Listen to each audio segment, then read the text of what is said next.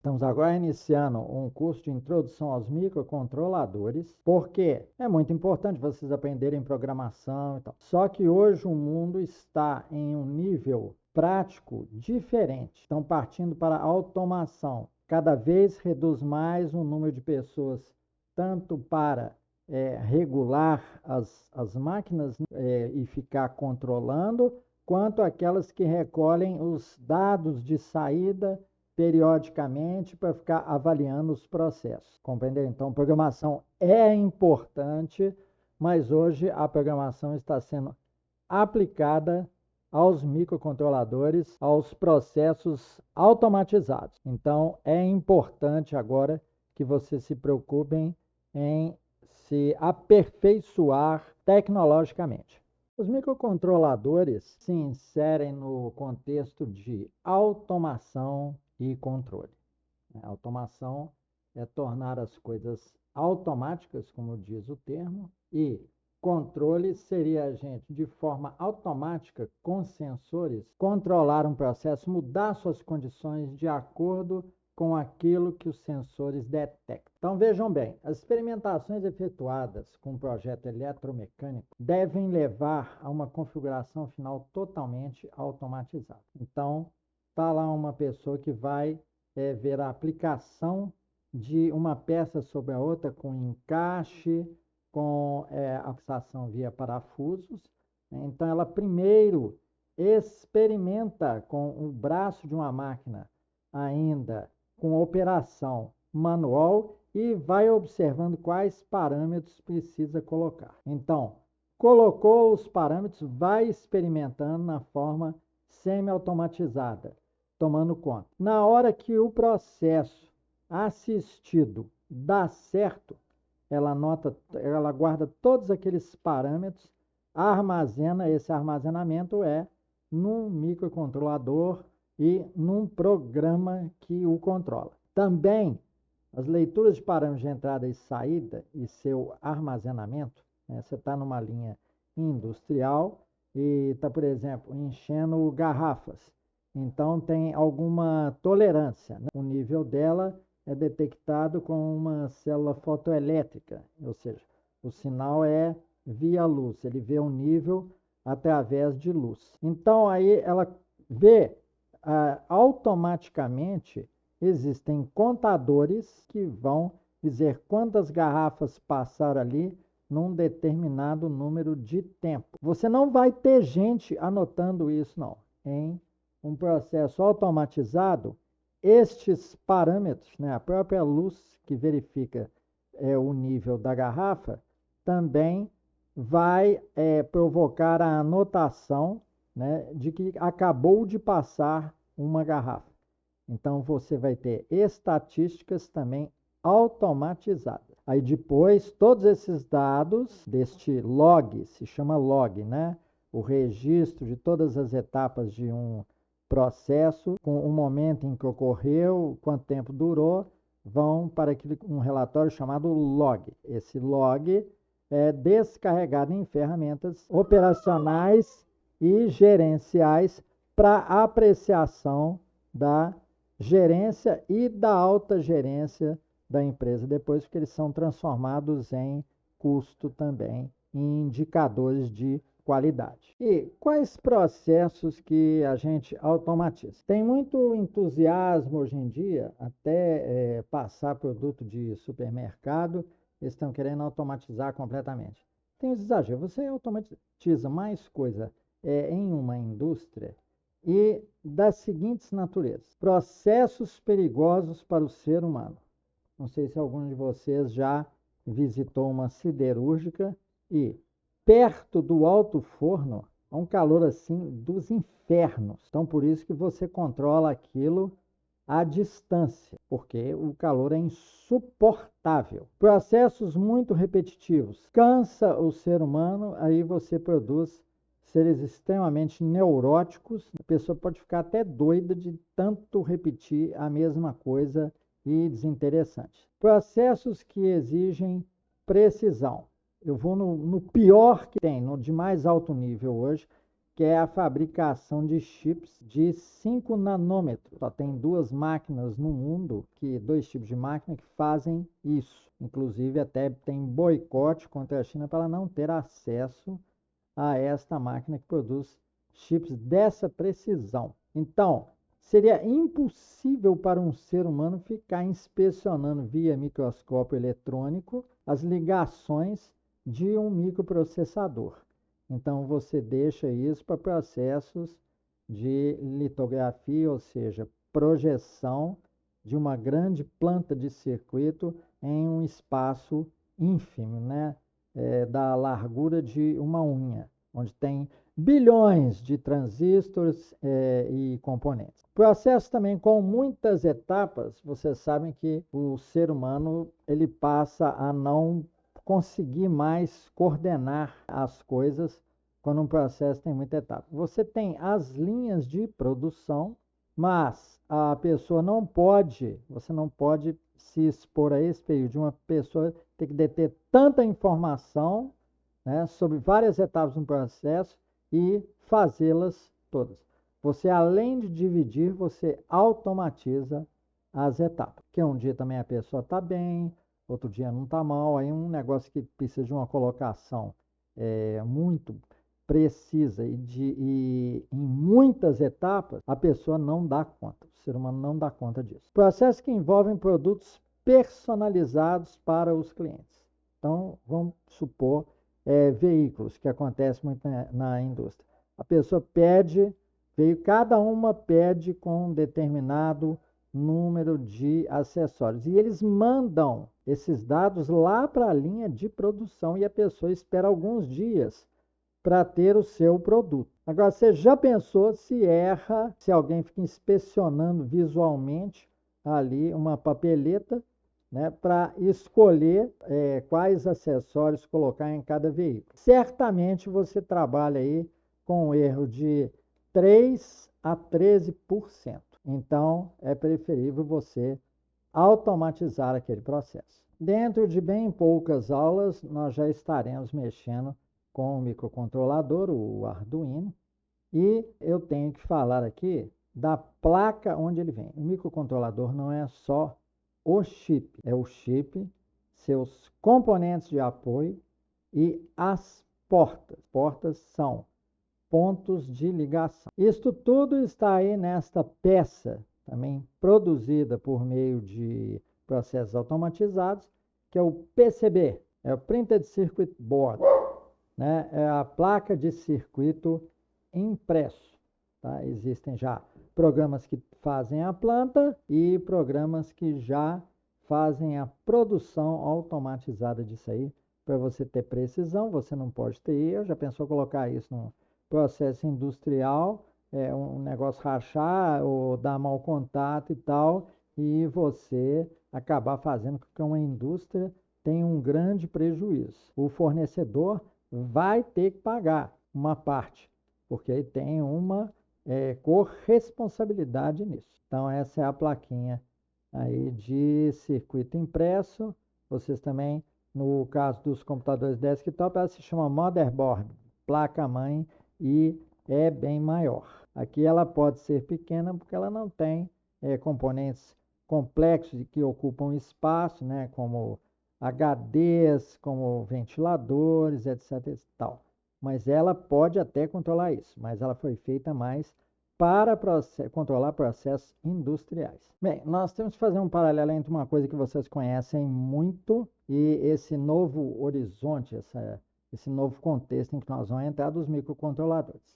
Vejam lá no computador que você tem em casa ou no notebook, você tem uma CPU. Isso aí é um termo que todo mundo conversa, né? Central Processing Unit. Qual CPU que você tem? Ah, eu tenho um Core i3, eu tenho um Core i5 e tal. A característica das CPUs, né, para aplicação em microcomputadores é o seguinte: as velocidades dela estão no patamar de gigahertz. Nós já chegamos a 1.7, tem até alguns excessos aí, 2.4 GHz. Agora a gente já não ganha mais tanta velocidade em frequência, mas na otimização dos circuitos. Os circuitos de computador estão cada vez mais inteligentes. O HD tem o seu circuito controlador, Aí entra nessa classe nova que nós vamos mexer aí, que são os microcontroladores. Essas CPUs de computador necessitam de sistema operacional para operar.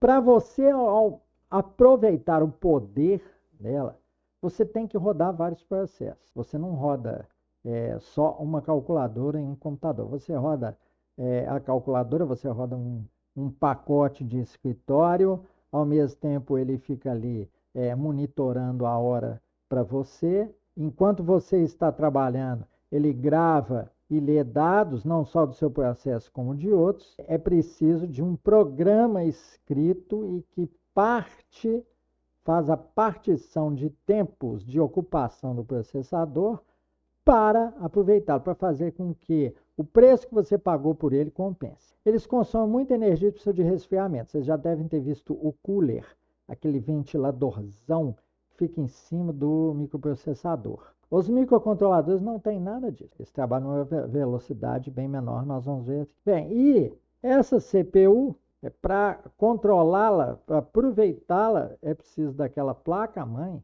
E naquela placa-mãe tem as conexões para vários tipos de dispositivos, incluindo alguns de alta velocidade também, como os HDs ou então portas de comunicação ultra rápida. Bem, agora nós estamos entrando no mundo dos microcontroladores. As velocidades deles estão no patamar de megahertz. Aí vocês vão pensar assim, como é que ele dá conta? Ele não tem vários processos para operar. Você coloca um microcontrolador em um determinado processo e às vezes em um processo você coloca 4 microcontroladores. Para vocês terem ideia, até o acionamento do airbag no carro, ele é controlado por microcontroladores. Se você vai ter um negócio para direção autônoma, você vai ter que ter processadores para lidar com todos os sensores variados que o carro vai precisar,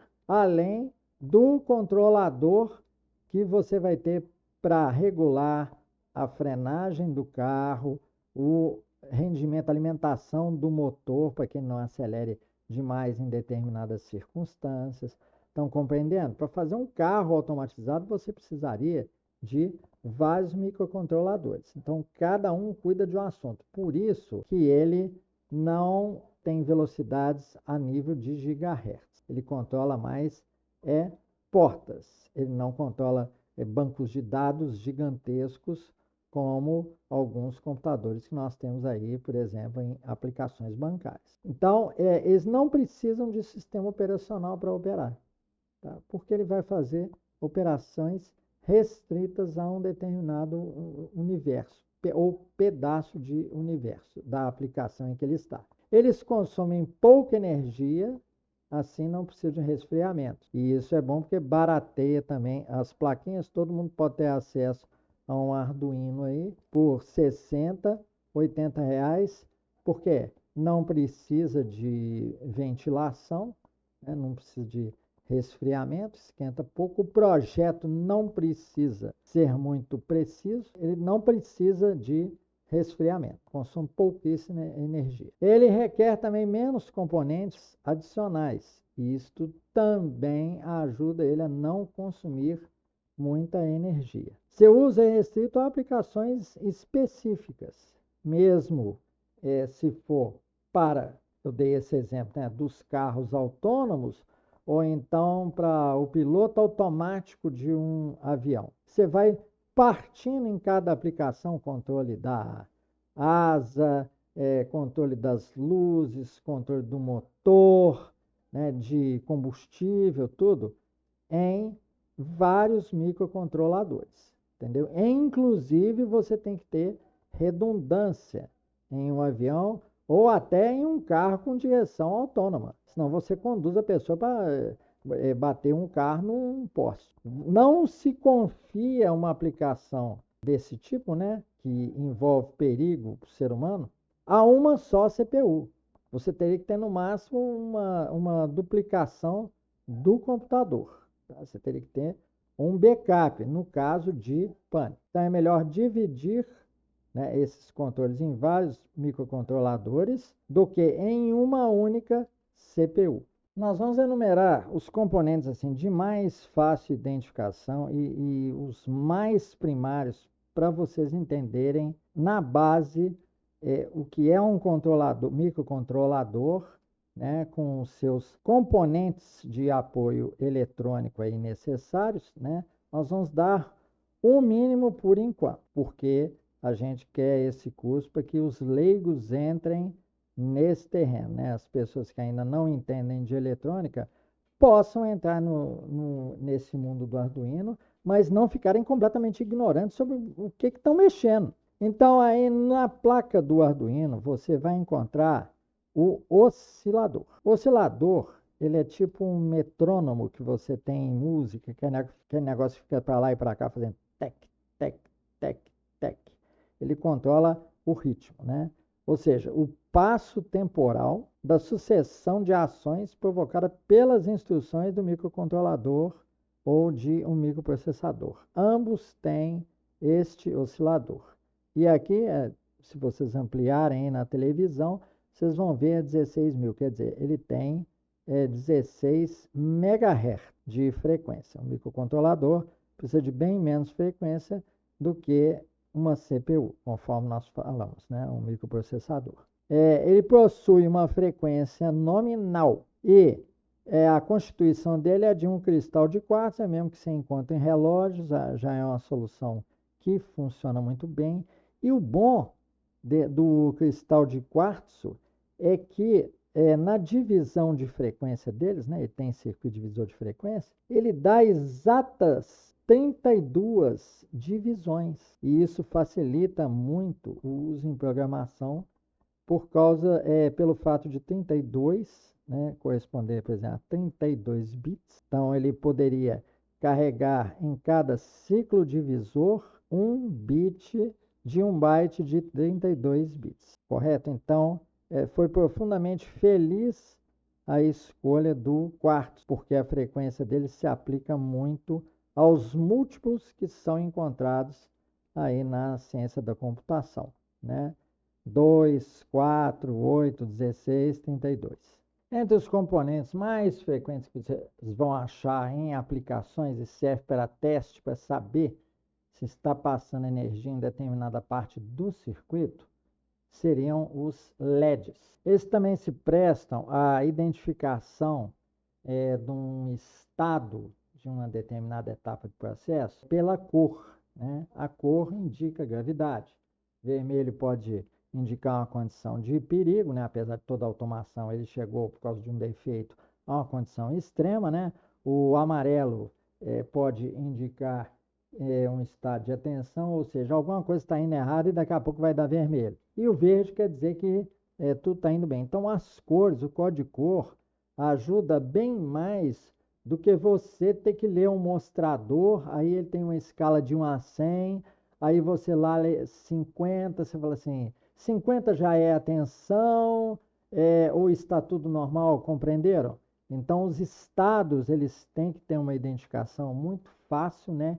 E o que eles chamam de discreta, tá? Que seja de percepção assim imediata, ele te transmita imediatamente a mensagem daquilo que está acontecendo, tá? Então, os LEDs ajudam a sinalizar o estado dos dispositivos, né? Tem a vantagem de poderem ser observados à distância, né? Podem demonstrar tanto estados estáticos quanto dinâmicos, arranjando aí as cores, né? O número a frequência de pisca dele pode dar uma noção também de como que está indo a coisa. E você pode variar a natureza da informação de acordo com a cor. Eu dei o exemplo para fatos aí de gravidade, né? Ordem de gravidade. Mas existem tantos outros aí, né? Ele pode estar em uma escala, né, e sempre pequena. Você pode ter 3 LEDs vermelhos que indica se a gravidade, né, é muito grave, no caso dos 3 está aceso, 2 está indo para muitíssimo grave e 1 que está iniciando uma condição de gravidade. Ou até 5. Passou disso, o ser humano não consegue interpretar direito. Bem, potenciômetro. O potenciômetro é um componente que só deve ter em fase de teste. Por quê? Ele varia, ele equivale a uma resistência variável. Então, o que acontece? Quem vai produzir isso, se é um processo de automação, essa resistência, a regulagem, tem que ser automática, tem que ser automatizada. Automação significa que o próprio circuito se regula. Mas durante as fases de teste, para testar uma nova condição que você não tem a mínima ideia de como que ela age, se ela vai agir em uma reta crescente, se ela vai agir na forma de uma curva ascendente ou de uma curva descendente, então você usa o potenciômetro para fazer pequenas variações. Aí você vai compreender, se você aumenta aquele parâmetro, este outro que eu estou medindo, ele vai diminuir. Ou então, se o parâmetro dali de entrada aumenta e eu aumento aqui o potenciômetro, ele aumenta mais. Compreenderam? Ele se presta apenas à fase de teste. Ou a regulagem, ele é um componente de regulagem e principalmente o objeto do sistema de automação é fazer regulagem automática, controle automático. E isso possibilita uma automação eficiente. Ele possibilita, então, a experimentação dinâmica do potencial e das propriedades de um circuito. Ele provê o conceito de regulagem, ajuste e equilíbrio das características de um projeto para que você possa fazer a próxima etapa de automação. Compreenderam? Ele é só para ensaio. Bem, capacitores eletrolíticos, né? É o que tem entre as suas camadas, tem uma camada de eletrólito que aumenta em muito a capacidade dele. Ele pode ser usado tanto na indústria quanto em equipamentos de som. Vocês devem ver muito. Quando você tem entradas de som, você precisa passar por capacitor para você garantir que está passando apenas a corrente alternada, corrente em ciclos, tá? Porque o som tem esta característica, né? Ele corresponde à corrente alternada. Então, o capacitor age deixando passar apenas a corrente alternada. Na indústria, né, pelas suas características, então vejamos quais, né? Ele provê acúmulo e descarregamento harmônico de cargas no circuito e suaviza o impacto de variações de corrente. Você coloca ele como auxiliar na partida de motores. Motores muito grandes precisam de um acúmulo inicial de carga para que você possa dar partida nele. Senão você teria que dar partida com manivela. Então isso é para motor de motobomba para elevatórias de água, né? De grande vazão aí tanto em usinas hidrelétricas, né? Quanto na indústria de distribuição de água, né? Você tem que colocar a água em um nível alto para fazer a sua distribuição numa cidade.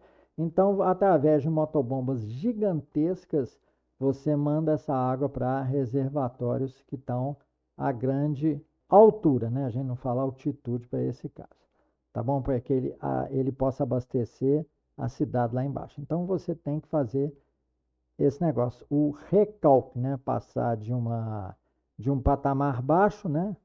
Para um patamar alto. Então, isso faz através de bombas muito grandes, que pelo seu tamanho só podem ser acionadas, né? Seus motores só podem ser acionados se você, depois de um período de carga, tá? E os capacitores se prestam a esse tipo de serviço. Outro componente, tanto para a fase de testes, quanto para a fase de manutenção, seria o push button. Ele é uma chave de liga e desliga, né? Você precisa dar manutenção em um grande circuito, de alta voltagem, por exemplo. Então, você vai simplesmente apertar uma vez, ele desliga, né? Aperta outra vez, ele liga, para você poder dar manutenção. E por que só em fase de teste? Porque num circuito, num projeto, Você liga ou desliga equipamentos de acordo com parâmetros que são avaliados e que acionam algum dispositivo de automação. Por exemplo, temperatura ficou alta em um reservatório aí de suco, de fluido, de leite, qualquer coisa assim, que você estava esquentando, né?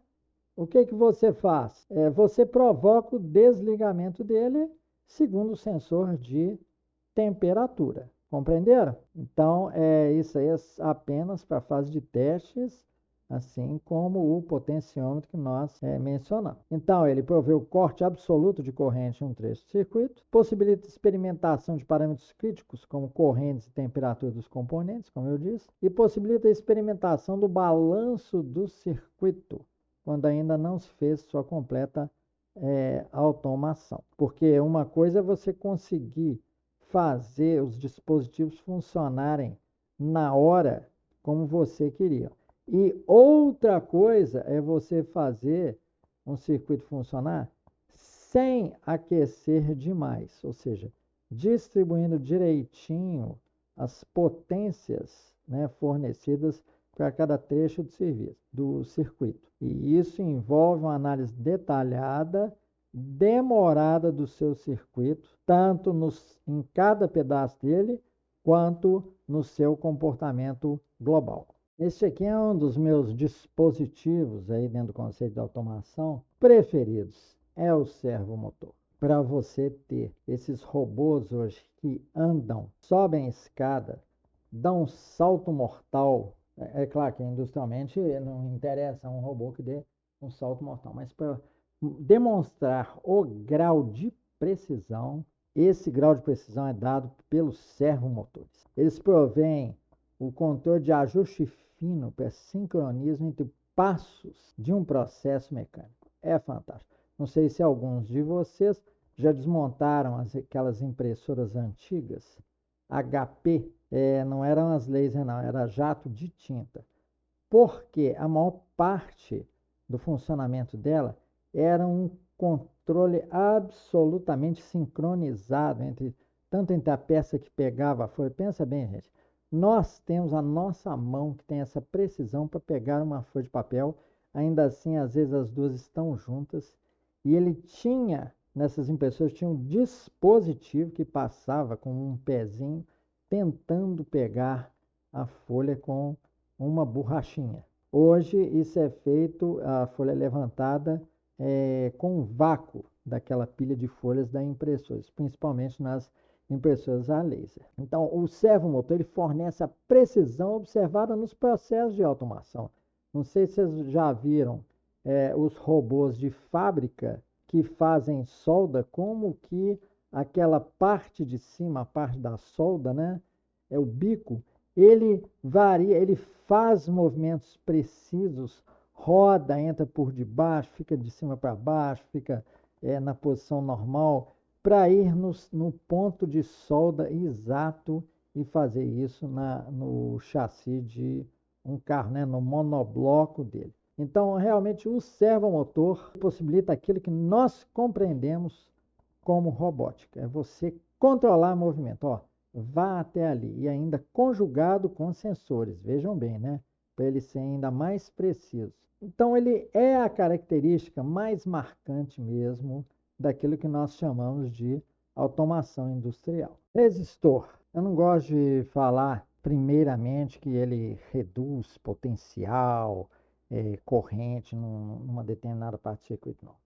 Eu gosto de dar um conceito mais avançado que ele balanceia o potencial à corrente nos circuitos eletrônicos. Ele faz com que tudo esteja em equilíbrio e nenhuma parte do circuito receba corrente demais. Então ele proporciona um balanceamento do aquecimento global do serviço sem exceder ou ficar abaixo das potências de operação de cada componente. Tá?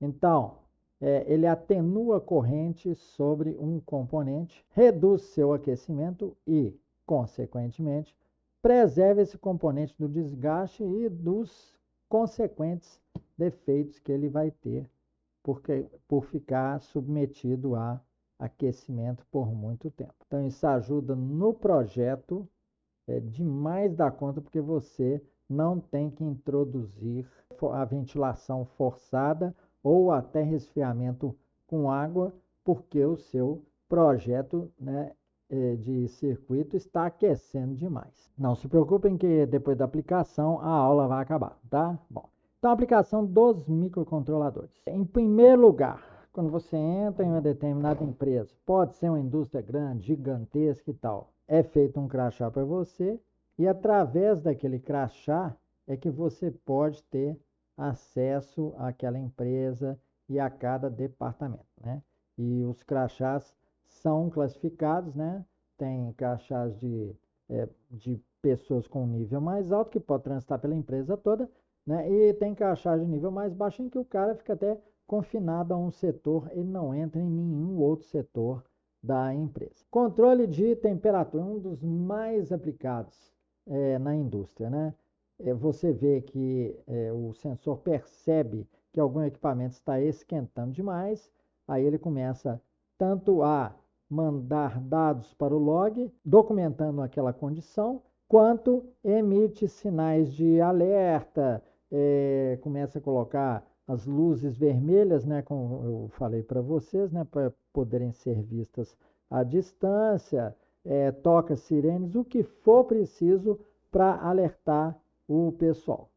São dispositivos de condição extrema, porque se o projeto for bem feito, muito poucas vezes, talvez uma vez por ano, uma vez em 5 anos, algum problema de temperatura você vai ter. Os controladores também são aplicados em controle de dispositivos com servomotores, como eu falei para vocês, né? Os robôs industriais para linhas de produção. Também temos o controle dos drones. Não fossem os microcontroladores, seria quase que impossível vocês verem, né, drones circulando por aí, porque temos um grande problema no ar, que é o vento. Colisão com pássaros e outras coisas do tipo. E controle remoto. Gente, isso é desde os anos 60, 70, o controle remoto foi uma conquista muito grande. Você pode fazer o controle de alguma coisa à distância, quando ali naquela distância está um equipamento perigoso, sensível. Se você fosse chegar perto para desligar alguma chave, você estava frito. Ele é utilizado também em controle de eletrônicos automotivos. O Arduino, esse processador ATmega 328, é utilizado em veículos. Depois, controle dos HDs de computadores. Dentro do HD de computador, dos mecânicos, né? Esses aí que não são os SSDs, que é puramente circuito, você tem o microcontrolador, que inclusive você tem que instalar um driver, né? No caso, os HDs têm um drive genérico que funciona muito bem. Então, aquele microcontrolador com base na trilha, no setor, ele vai lá e lê um conjunto de bytes. É uma operação de precisão que exige mesmo microcontroladores. Também temos o controle de câmeras de vigilância. A câmera fica mexendo para lá, para cá, e de acordo com o sensor de movimento, se ele detecta movimento, então ele dispara uma ordem para que seja gravada aquelas cenas que estão passando ali naquela hora da detecção de movimento. E na robótica, como eu já falei.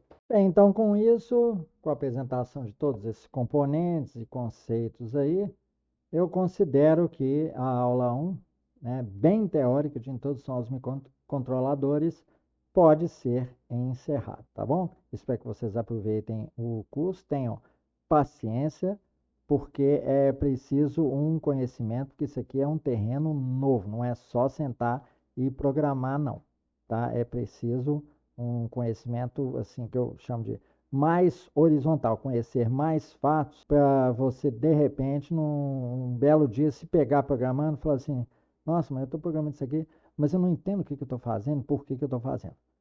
Tá ok? Então, muito obrigado pela sua paciência e atenção. Esse é o final da nossa aula 1.